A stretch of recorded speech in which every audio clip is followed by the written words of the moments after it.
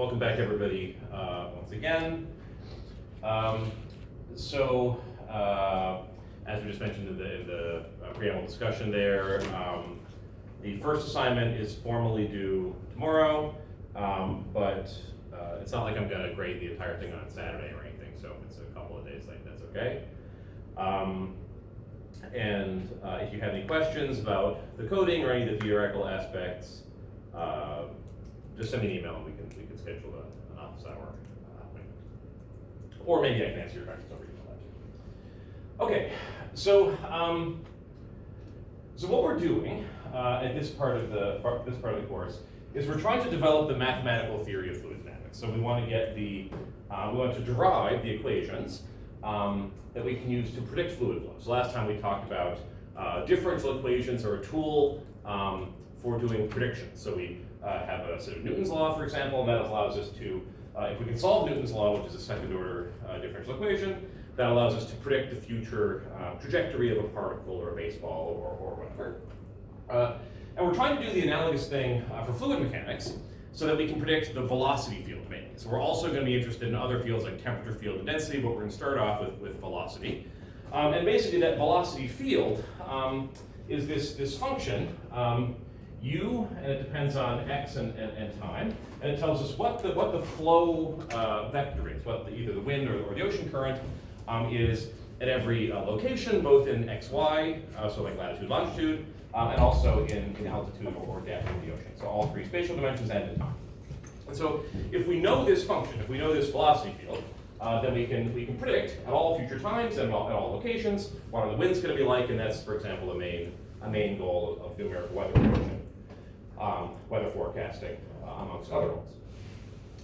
And so we raised this issue last time that it sort of makes sense that we should be able to do this because fluids like seawater, they obey normal force relations. And we know certain things about pressure forces and friction forces. We're going to talk about the forces in more detail.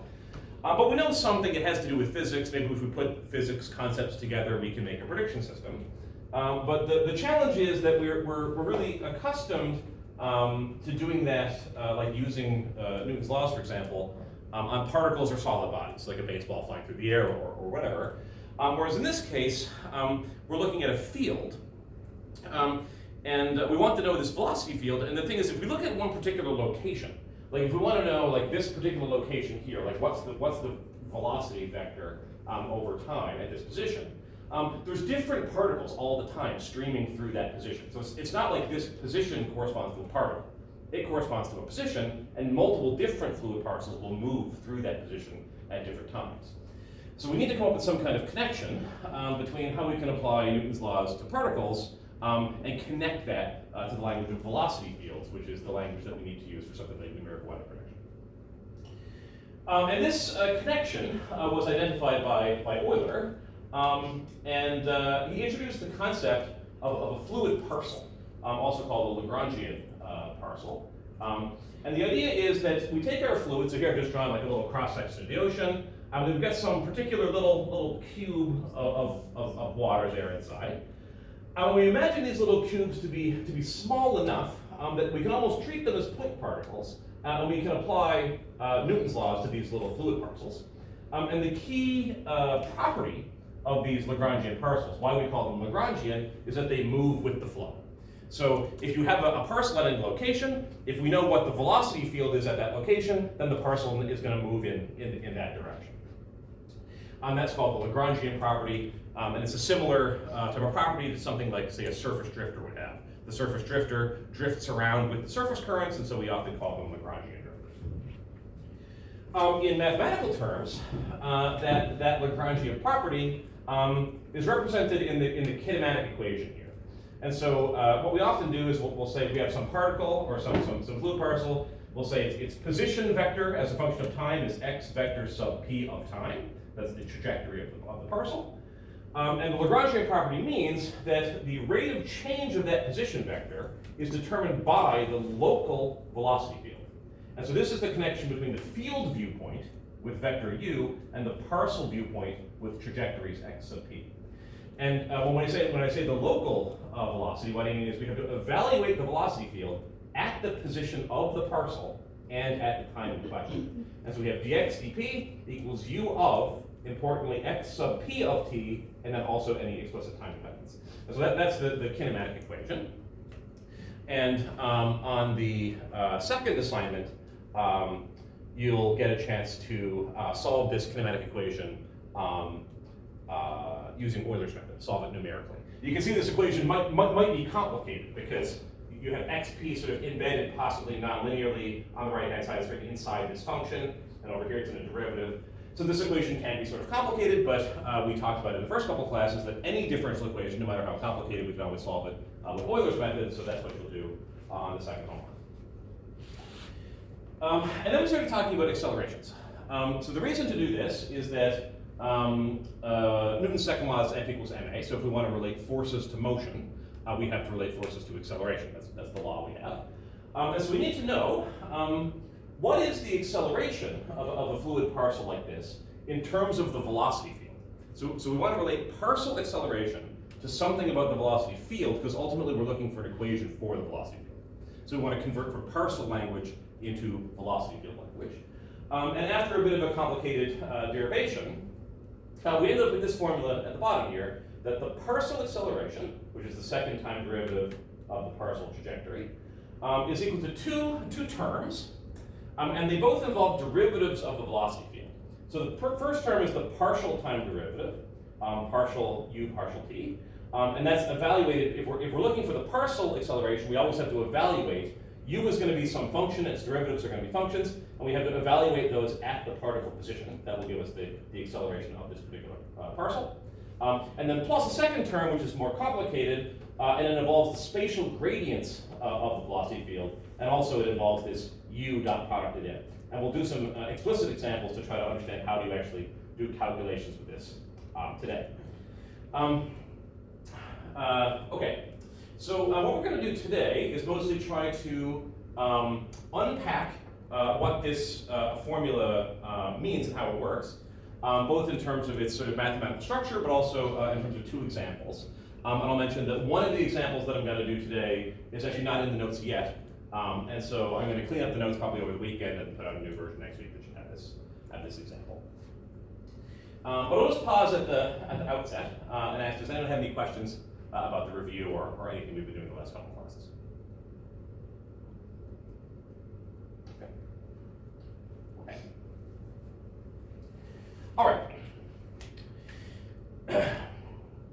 So,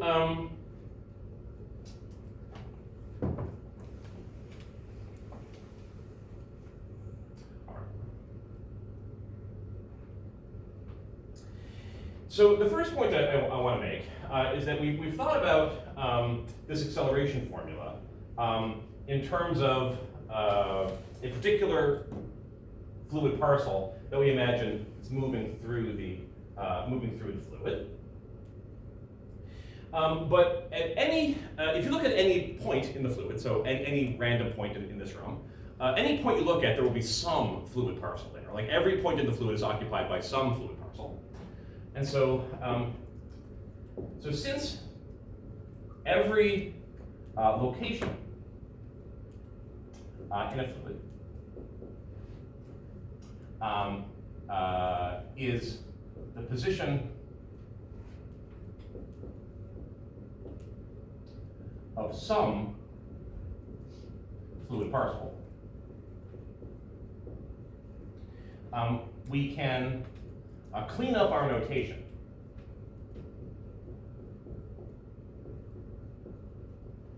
by dropping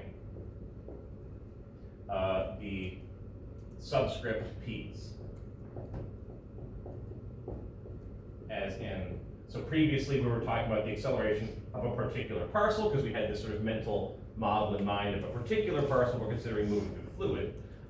But in the future, we're just going to write A.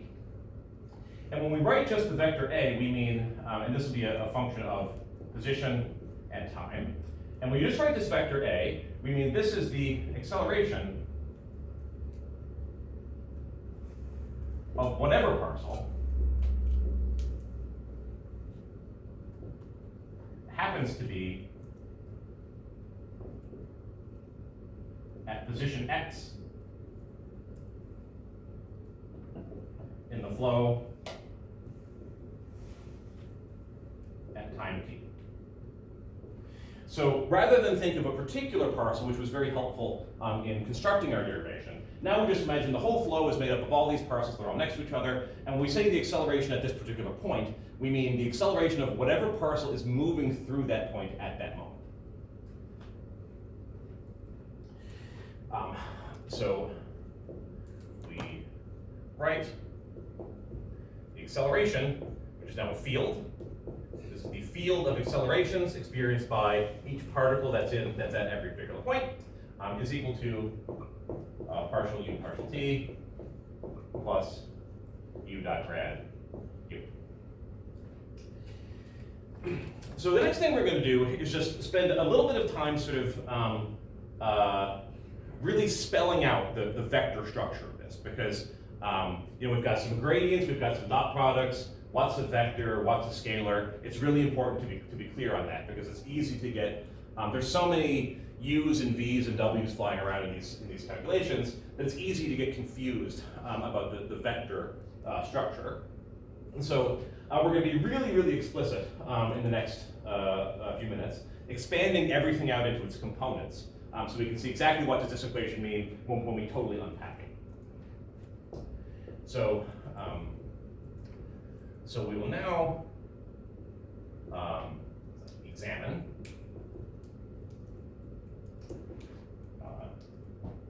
the vector structure of this equation. Okay. So when we write A of x and t, this is really a vector, and it has three components, which we're going to call ax, a sub y, and a sub z. And these are just the x, y, z components, vector components of the acceleration of the particle that's going through that position at that time. And so all three of these are functions of space and time.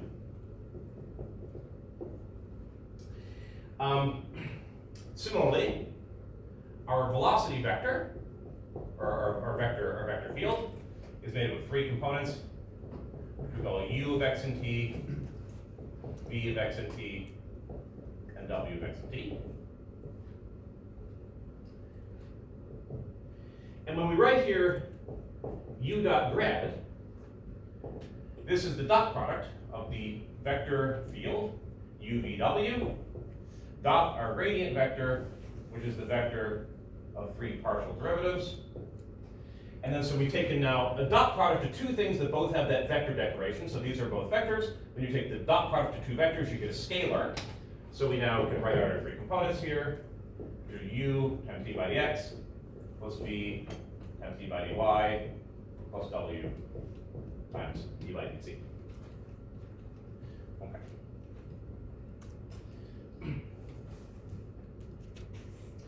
So if we just write out, let's call this formula star.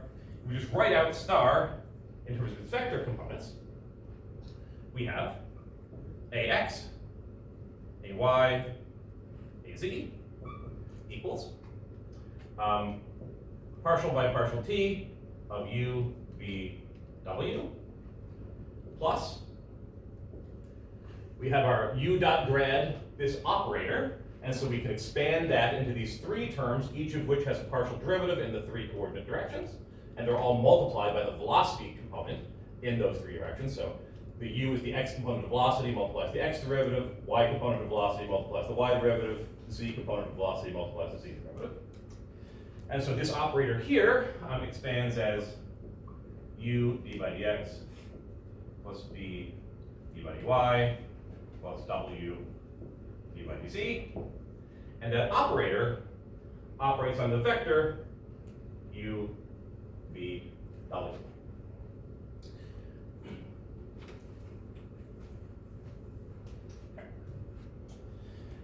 So this is the explicit vector form. So this equation is just literally a rewriting of this equation, where instead of using the vector notation, I've just written out all of the vector quantities as column vectors And I've explicitly evaluated this vector dot product to give this operator, which is no longer a vector because the dot product gives a scalar.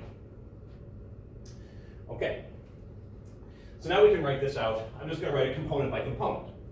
So this vector equation, this is a vector equation with 3 components. So now we can write out further in component form. And now I'm going to try to stay away from this board.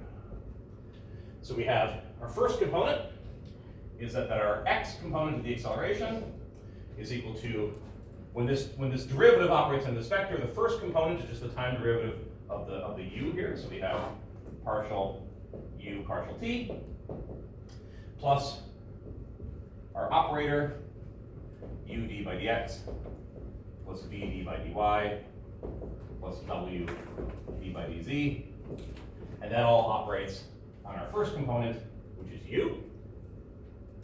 And if we wanted to expand this bracket, we would write this as du dt plus u du dx plus v du dy plus w du dz. This is our ax.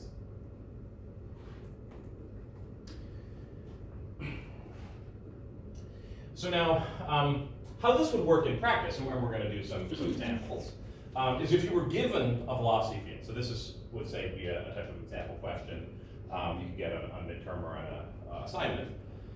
If you were given a velocity field, I could just ask, compute what is the x component of the acceleration of a particle that's embedded in this flow. And what you would have to do is just calculate all these derivatives where u and v and w would all be explicit formulas, something in terms of x and y and z and time and stuff like that. So if you were given an explicit flow, you could calculate all these derivatives and calculate the acceleration component. And then similarly, for the other components, we have ay is equal to partial v partial t plus our operator u d by dx plus v d by dy plus w d by dz. And this time we're operating on v because we're taking the second component of this equation. So second component here, and then the second component here. And expanding out the bracket, we have ay equals dv dt plus u dv dx plus v dv dy plus w dv dz. This is our y component. And for our z component, we do the same thing. A bit painstaking at this point, but it's good just to make sure we really solid on the vector structure because it can get quite confusing. So we have dw dt plus our operator u d by dx plus v d by dy plus w d by dz. In this case, it's w because it's our third component, and then expanding out our bracket, we get dw dt plus u dw dx plus v dw dy plus w dw dz. Okay.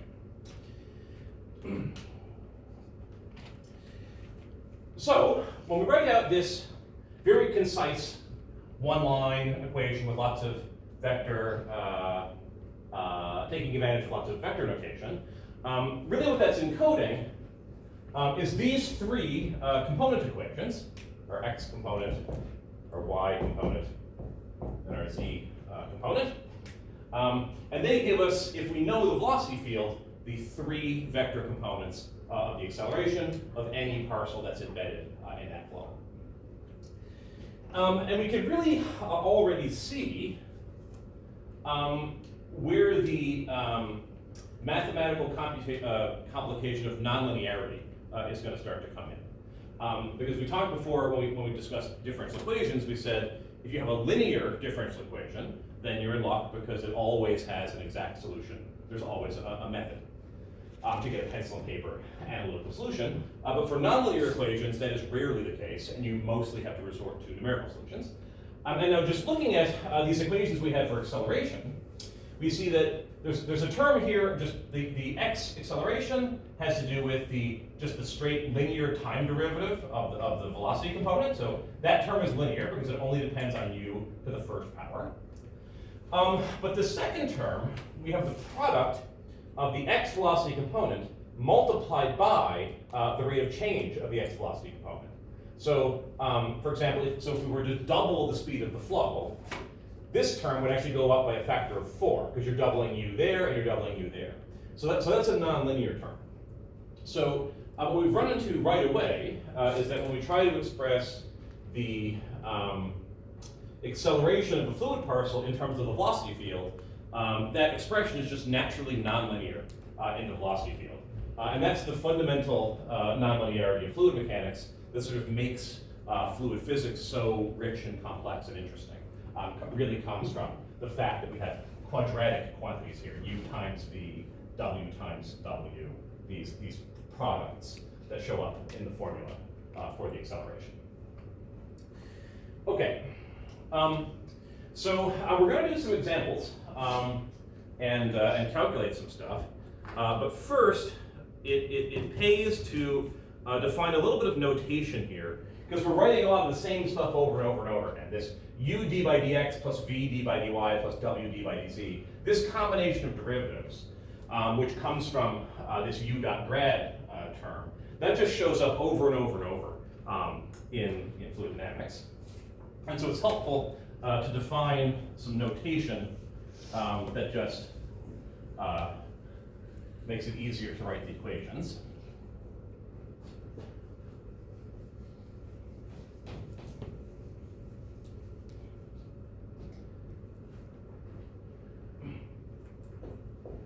So it is useful to define the notation.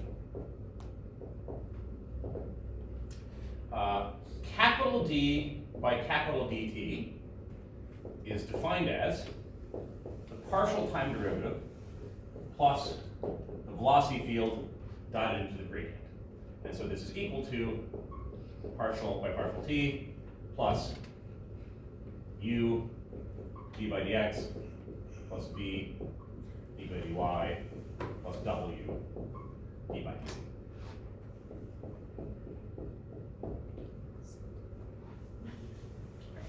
And so this capital D is definitely not the same as little d or curly d. So there's a difference between the ordinary, so we have the ordinary derivative,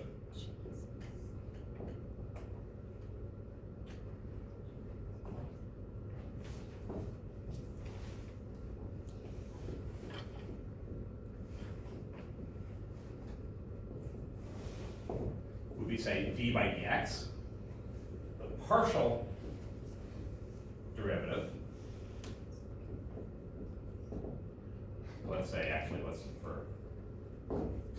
let's say d by dt. Our partial derivative would be partial by partial t. And this new operator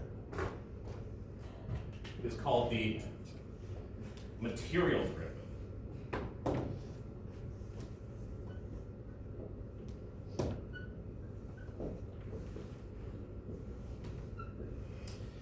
And so it refers to this combination of the sum of 4 derivative operators, 1 operator in the time direction, and then 3 derivatives in the 3 coordinate directions, each of which is multiplied by the flow speed in those three directions.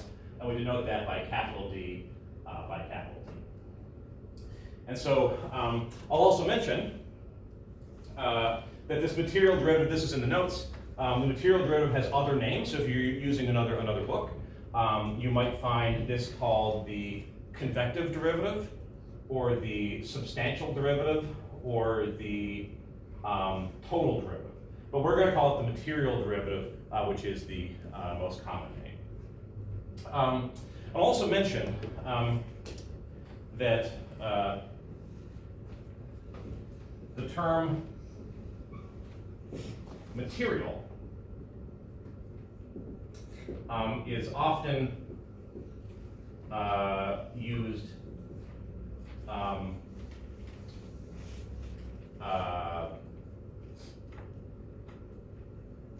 equivalently to the term Lagrangian. So a Lagrangian parcel is the same thing as a material parcel. And so when we say something is material, we mean that it's moving with the flow, same thing as Lagrangian. And so why does it make sense to call this thing the material derivative?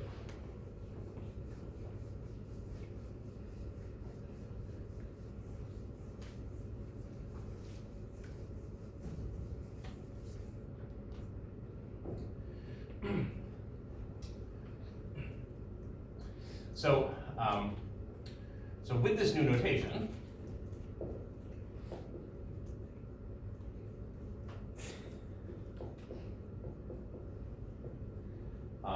we can write our acceleration, which we previously wrote was partial u partial t plus u dot grad u. Now we're going to write that the acceleration field is equal to du dt. And if we go back, and again, these are just the same, this is just a definition of notation. There's been no manipulation here. D by dt just stands for these derivative operators. So if we recall,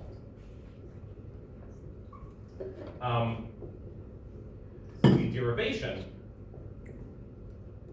of a of x and t, we considered how the velocity u changed as the parcel moved with the flow.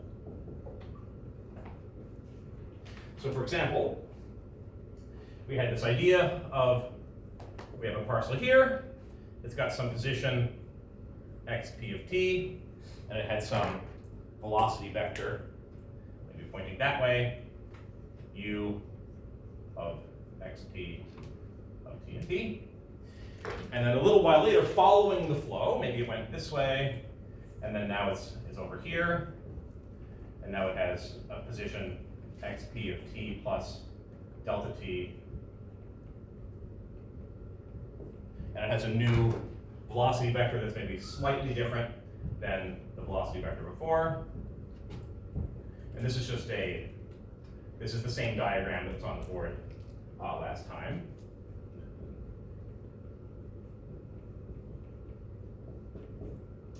And the point is, we're measuring sort of the small changes in how the velocity of this particle changes as it follows with the flow. And so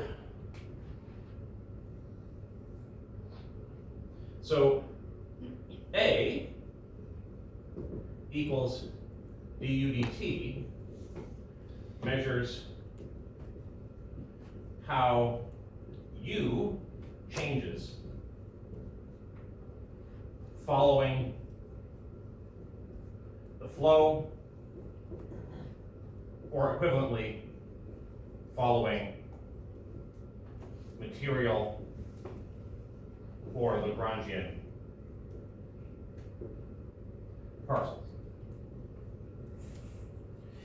So, I'll just pause for a second.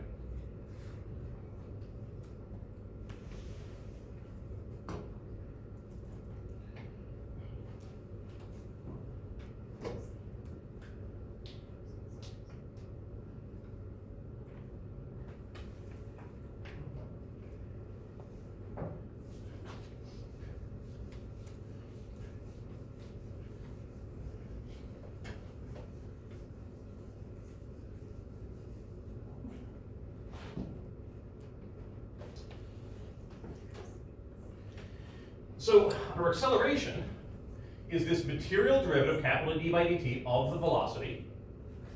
And what that's measuring is how the velocity, the u, is changing as the parcel moves with the flow. And that's actually a general interpretation of what this material derivative means.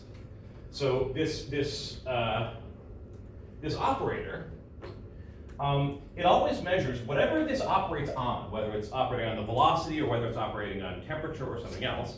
It's measuring how that thing changes as parcels move in the flow. So following a material parcel, and you're tracking like its temperature. So as it's moving, you're tracking its temperature, and then capital D by dt, that's what measures that mathematically. So in general, d by dt measures how quantities change following the flow.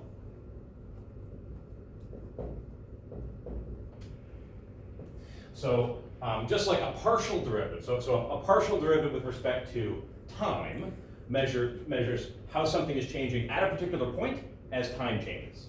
But this is a different kind of derivative, and it measures how something changes as we move along with the Lagrangian parcels that make up the fluid. So for example, we're going to do an example. The second example we do this class, I'm just going to be about salinity. So the salinity, which we usually call S, is basically the concentration of salt ions in seawater.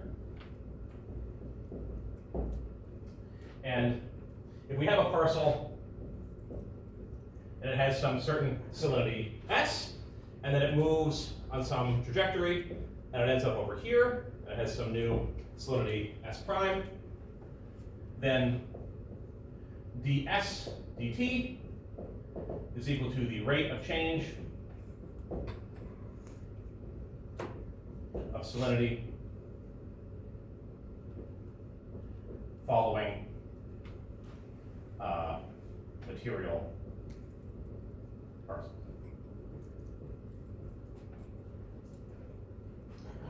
Okay. And so we're going to do some examples now. I think so far what we've basically been doing is expanding to get from this highly compact and nice looking vector formula into all the components so that we can see the vector structure. This has rate of change of salinity following material parcels.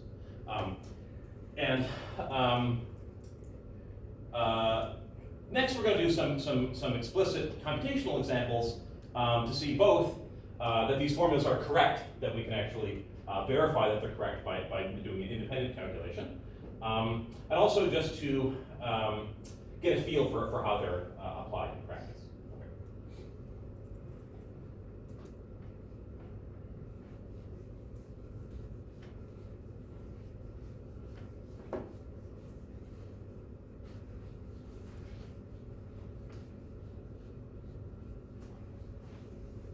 So this first example is not in the notes, but it will be soon. So let's see. Example. I'm going to call this the straining flow.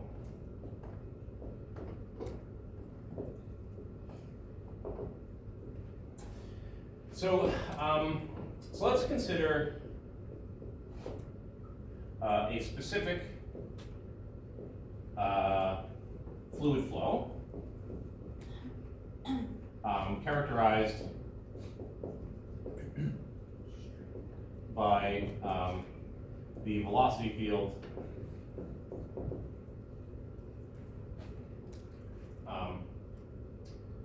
u of x and t equals u of x and t, v of x and t, w of x and t. And I'm going to say let's let the v and w components equal 0. No flow in y or z. And we're going to say u is just equal to lambda x. So what that means is, let's say we have a, so our flow now, we can imagine basically the flow is taking place, say in one dimension, just down a pipe or something like that. So we can draw, here's our real line, here's, say, x equals 1. And the flow, so lambda here is a positive constant.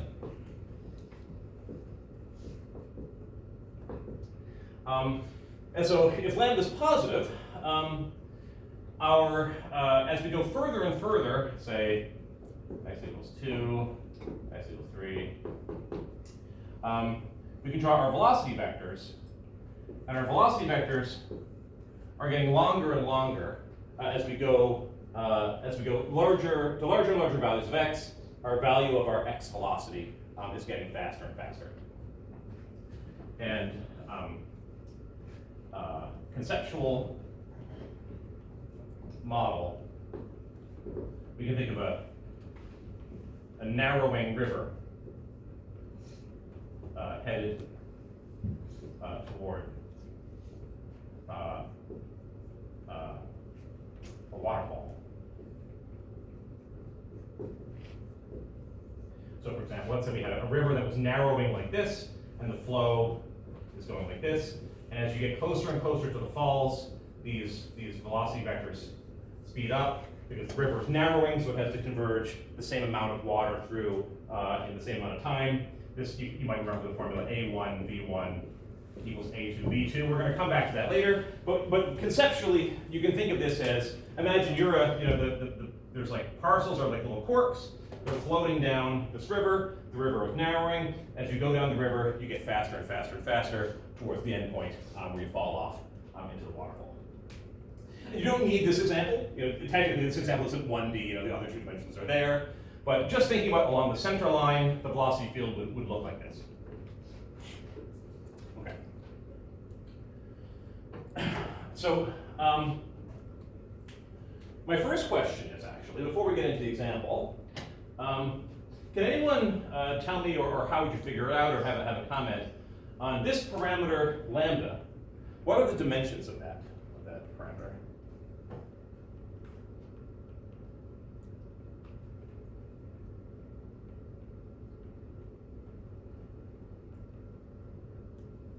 Or does anyone know how you might start to figure it out? Inverse seconds. Inverse seconds, or inverse time. Yeah. So inverse seconds would be the unit. That's a tiny nitpick, but yeah, inverse time would be the dimension. And how do you know? That's correct. Because you have a speed and you're multiplying it by a length dimension already. You are missing the time dimension on the Yep. So if you want to do that explicitly, so let's just do a quick check.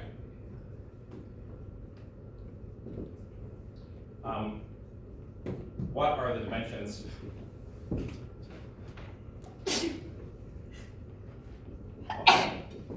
Well, we can take the dimensions of both sides. So we have the dimensions of u have to equal to the dimensions of lambda x. So we know u is always a velocity, so that's a length per time. So that has to equal the dimensions of lambda times the dimensions of x, which are length. So our lengths cancel, and we get that the dimensions of lambda are equal to 1 over time. And so generally when something has units of 1 over time, we call it a rate. It's a rate at which something happens. And so in this case, we'll say lambda is called the rate of strain. And so you may encounter rates of strain and rates of stress in other, especially engineering fluid mechanics courses. But in this very simple example, we can just sort of get the idea. We'll talk about strain actually later when we talk about density. But for now, this is a positive parameter, has units of 1 over time, or dimensions of 1 over time, and the velocity field looks like this. So we're going down as we go down the river, we're getting faster and faster and faster, and that just continues forever. So what we're going to do is we're going to now calculate what happens to parcels that are embedded in this flow. So before we do that, this is not a super difficult question, but imagine we have a cork or a parcel that starts at x equals 1. What qualitatively is going to happen to this parcel? Could somebody describe the motion? It's very simple description. It's going to move forward. Sorry? It's going to move forward. It's going to move downstream, right? And then could you maybe like one more layer? Like what's the nature of the movement as it moves downstream? Is it going to stay like same speed, get slower, get faster? Is it an increase? Get faster and faster as it goes, right? Because the velocity is getting faster. So this cork is going to follow the velocity like this. And so what do you expect to be the nature of the acceleration? So what's the acceleration of this parcel going to be like in general terms? Like 0, positive, negative. Positive. Positive, right? Because it's getting faster and faster as it goes down. So just from because we have this formula here, this is we can calculate the acceleration by taking all these different kinds of vector derivatives of the velocity field, and we're going to do that explicitly. Before we do anything, we can just reason to ourselves. We know the velocity, the acceleration had better be something positive, and maybe it's even getting faster and faster as you go down. The more and more acceleration as you go down, but that sort of remains to be seen. So we're going to have some kind of positively accelerating parcel that's moving to the right. And so when we do our analysis, we better come up with that answer.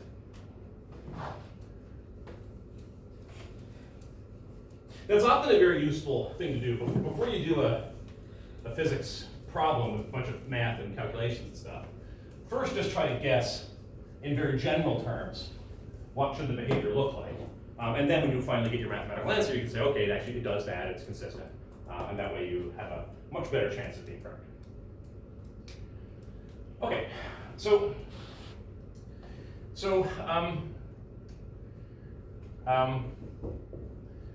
we will now calculate the accelerations of material parcels two ways. So method 1 will be explicitly solving for parcel trajectories using the kinematic equation.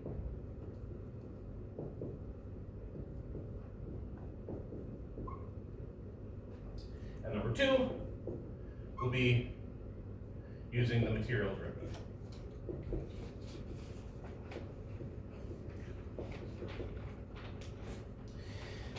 And what we'll show is that everything in fluid mechanics always hangs together nicely, everything is consistent. So we're going to do this calculation 2 totally different ways, and we'll find that we get the same answer at the end. Okay.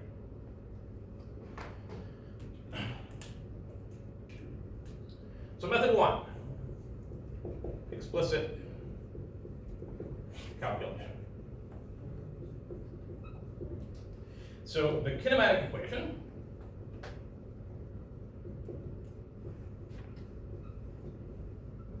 in one dimension is we have dxp dt, and now I've dropped usually we have a vector here, but because we're only considering one dimension, I'm neglecting that vector declaration, equals u of xp of t and t. And so again here I've dropped the vector declaration here because when I say u I just mean the zonal component, the east or x, the x component, because the other two components we've set to 0 at the beginning. So u of x and t is just equal to lambda x. So our equation becomes dxp dt equals lambda xp of t.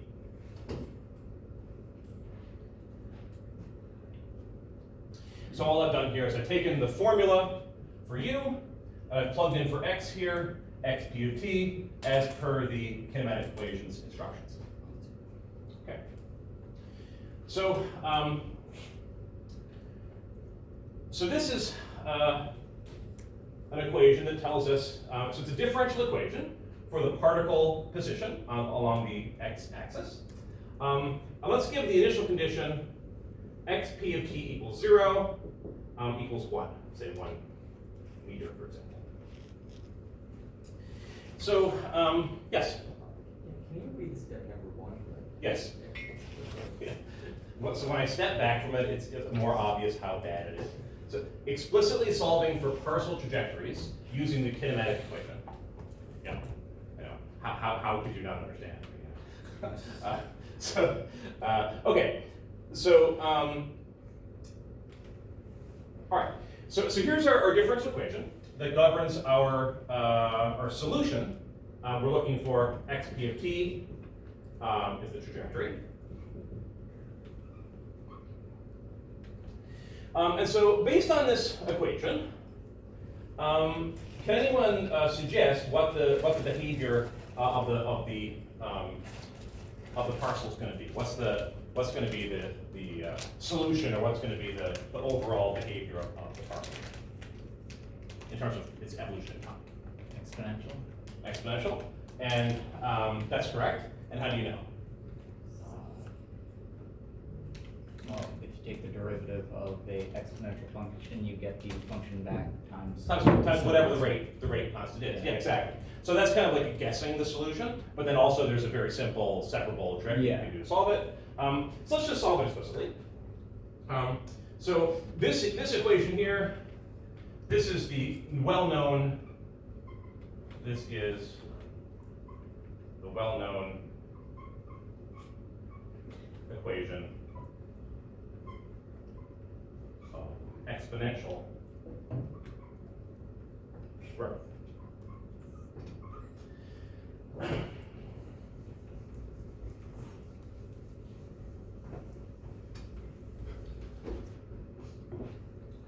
So we can solve this equation explicitly.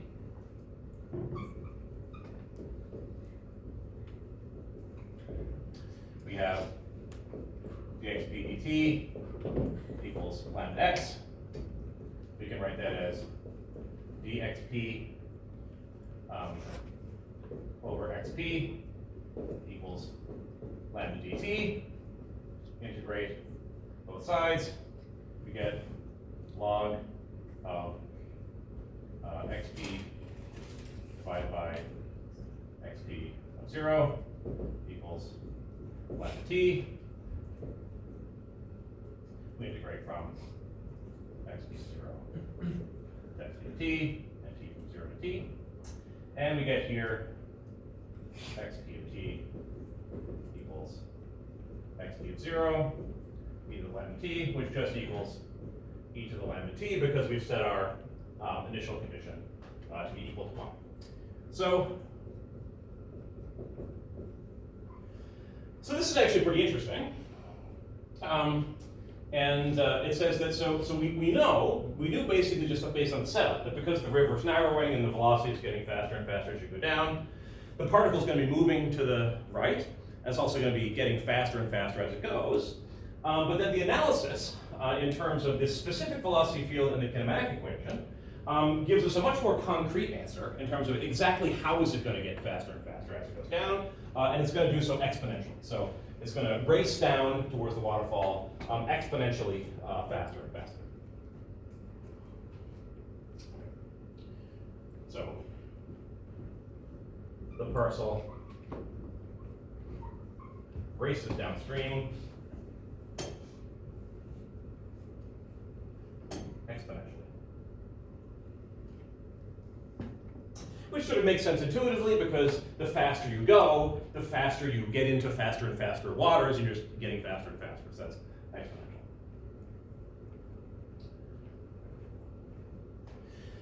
So now that we have this trajectory, in this case, it's very easy to solve the equation because we picked such a simple flow.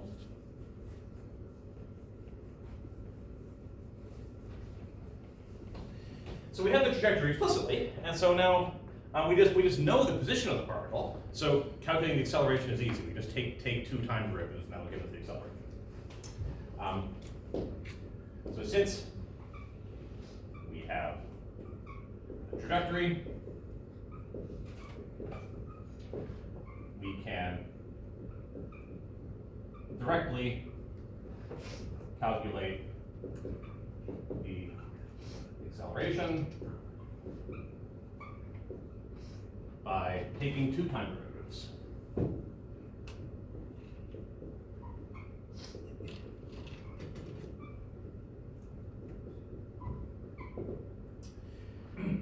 So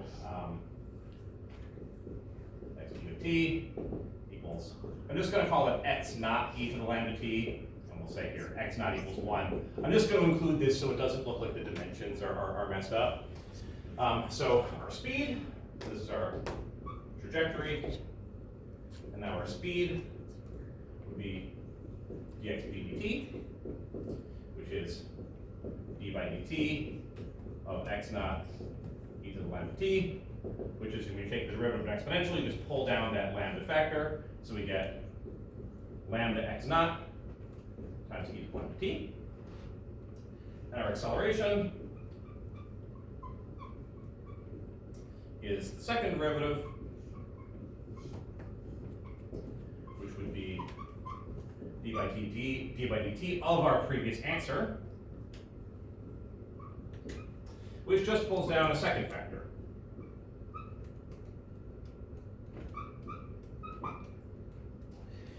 So, what this tells us is that our exponentially moving parcel, it also has an acceleration that's growing exponentially in time. And when we're thinking about the dimensions, everything also makes sense because this x naught has units of length, lambda has units of per time. So we have length per time squared, that's units of acceleration, and so we know things make sense. Okay.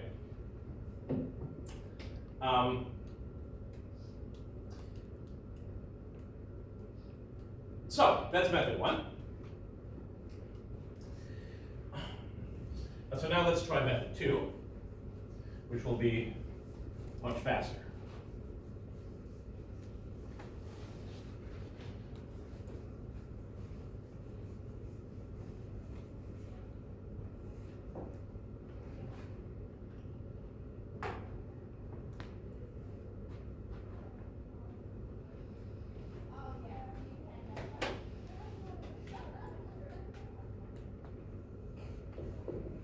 Method 2, material drift.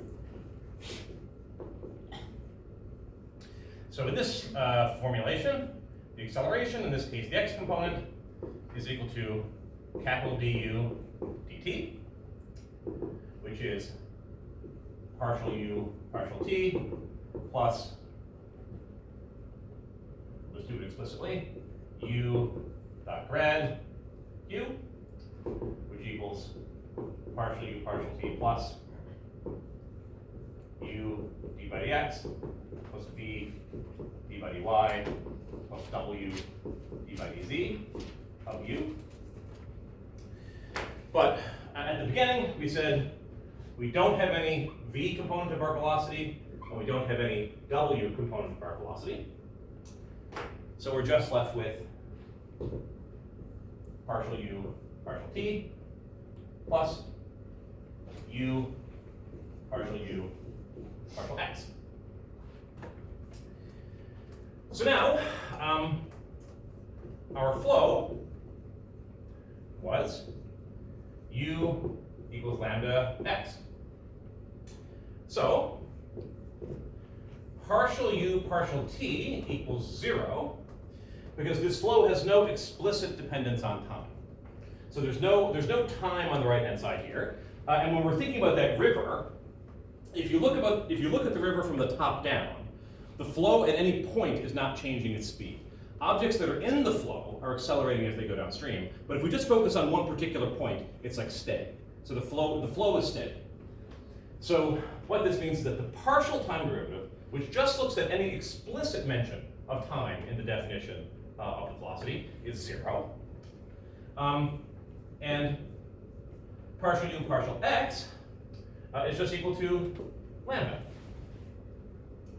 So when we put this together, we have ax is equal to partial u partial t, which is 0, plus u itself, and u itself is lambda x, that's given by our definition of our flow, times partial u partial x, which is just lambda, and so we end up with lambda squared x.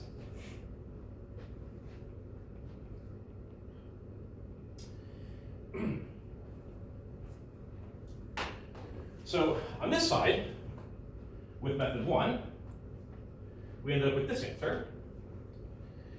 And using the basically, more or less one-line calculation, didn't have to solve any kinematic equation, we ended up with this answer. And they already look almost identical. But now, going back to the parcel method, so returning to method 1, we had ax equals lambda squared x naught e to the lambda t, but x of t was equal to x naught e to the lambda t. So our actual particle position is x naught e to the lambda t. So it's this part here, x naught e to the lambda t, is actually just the position of the particle. So we can write here a sub x is just lambda squared x p of t. So whether we do the calculation by solving for the trajectories of the parcels first, getting a trajectory, and then taking 2 derivatives to get an acceleration, that gives us this result, lambda squared times the particle position. And if we just directly look at our flow and just use our machinery that we worked out the formula last class for how to calculate accelerations in terms of the material derivative, we get also the same exact answer, lambda squared times x. So it shows that the framework that we developed in terms of measuring rates of change using the material derivative is fully consistent with that description that the fluid is made up of parcels that are all moving around, and their trajectories are sort of modeled, the changes along their trajectories are modeled by this material derivative. So this is a pretty important clarifying example, even though the math is really, really simple, because we've chosen such a simple flow. But it sort of generically illustrates this correspondence between the parcel viewpoint and the material derivative and field viewpoint. This sort of runs through all of fluid dynamics. So I'll just pause. Does anyone have any questions, or is anything unclear or confusing at the moment? It's also going to be in the notes, so you can take a chance to look through that as well. Does anyone have a question at the moment?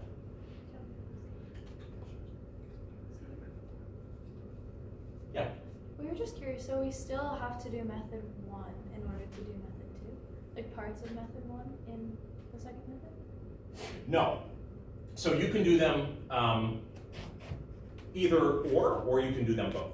Okay. So the reason that we came back to method 1 here was just to show that the answers are in fact equivalent. Okay. Because when we did method 1, we got this formula.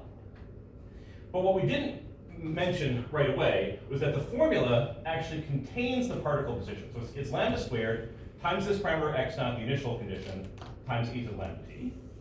And x naught is just 1 or whatever value you pick. And I'm just pointing out that you could replace this part of the expression. That's just equal to xp of t. So our whole acceleration, you could write it as lambda squared times the particle position. So the point being, we have this flow, and there's particles or parcels moving down the pipe. And if you want to know, here's our pipe, here's x equals x naught, and our particle is flying down there that way. If you want to know the acceleration of the parcel at any particular point, all you need to do is take lambda squared, take this, whatever that I'll give you might be given this is equal to 5 or something. So you calculate lambda squared, and if you just know the position, you multiply that together. So you read off the position of the particle, whatever that is, x p of t, multiply that by lambda squared, and that gives you your acceleration. And the two methods are complementary and they're equivalent, because when we just work with when we don't think about trajectories explicitly, and we just think, okay, here's our flow, let's calculate the material derivative, what we wind up with after like one line of computation is that the acceleration equals lambda squared times the position. And so what this is saying is, if we look at any position x on our, say down our pipe, down our river, the acceleration of parcels that are moving through that point is equal to lambda squared times x. And that's the same exact expression that we get from method one. And so it's not that, so you need to do them both if you want to verify that it's the same. Okay. But they are independent and equivalent ways of doing the calculation. Yeah. Just to clarify, the x from method 2 is the same as the xp of t for method 1. So they're slightly different in interpretation, but in this case, yes. So when we think about parcels explicitly, I like to use the p just to have it forced in our mind that we're thinking about a cube that's moving. And that's kind of like the Lagrangian or the parcel viewpoint. And it's equivalent, but when we look at fields, so when we're thinking about more in terms of the velocity field, and let's say we don't want to compute trajectories directly, we can say, what's the acceleration at every point in space? And so when we do this calculation, we get this formula that says at any point x along our pipe, the acceleration of whatever parcel happens to be at that point is equal to lambda squared times x. So this viewpoint is kind of saying, we're looking at a point in space and we're imagining whatever parcel's going through there, we're tracking its properties. Whereas over here, we're imagining we start with a parcel at a particular point and then throw that, and then that one moves down the pipe. But every point it goes through, it obeys the relationship that comes from the field viewpoint. Okay. So they're subtly different interpretation, but in this case, symbolically, yes, it's the same. It's the same thing. Okay, thank you. Okay. So I'm just going to start the second example. I'll just set it up, and then we won't finish it. But I'll just sort of start the main conceptual idea.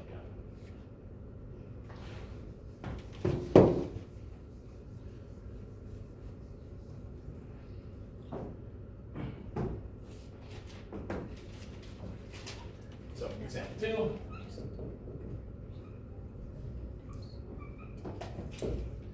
This is called material conservation of salinity. So let's say we've got our ocean. We've got some parcel in here. It's got some position xp of t. It's got some velocity u. Let's also say it's got some salinity s. So we'll talk later about exactly what's the technical definition of salinity, but basically it's how salty the water is. And so if you imagine you have a parcel of water that's somewhere in the ocean, and maybe it's moving around, how would you expect the salt content of that particular parcel to change as it moves? Are there any physical processes that might cause the saltiness of the water to change, or should it stay the same, or what do people think?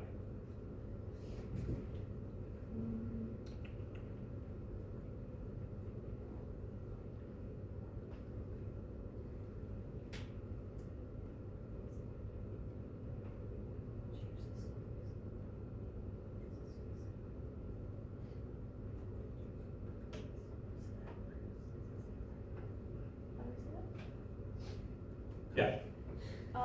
Like with the wave patterns, could that change like the different like areas and like the waves carrying over? Like the salinity would like increase based on the wave bringing more salt? So you're saying bring salt from a different location, Yeah. basically. Yeah. Yeah. So that mechanism changes salinity in the ocean all the time. But that's more of a mechanism that would change the salinity of a particular location. So like, let's say you have an area of the ocean that's just not very salty, and then you take an ocean current from a salty region, and that ocean current goes into that new region. So that's going to carry salt Yeah. from where it was salty, and that could be a current or it could be waves, and that could move salinity from one region to another. But in that case, it's not obvious whether you've actually changed the salinity of any parcels, because when you bring water in, it's not the same parcels anymore. The parcels that were there, they've gone to some other location, and you've brought in saltier parcels. Okay. So what I'm asking is, so that's a closely related answer. But so what I'm asking is, if you imagine like a little box, of water somewhere, and it's moving around.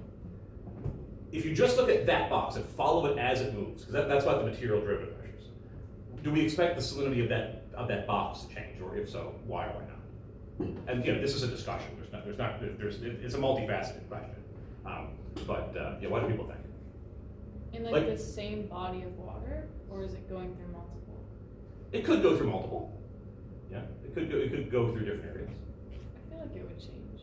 Yeah. So what kinds of things might change how salty the water is? Like what kinds of processes? Like Evaporation of water. evaporation. Yeah, that's right. So if you evaporate, what's going to happen to the salinity? It's going to increase. Increase, because you get rid of the water molecules, you keep the salt, so the salinity goes up.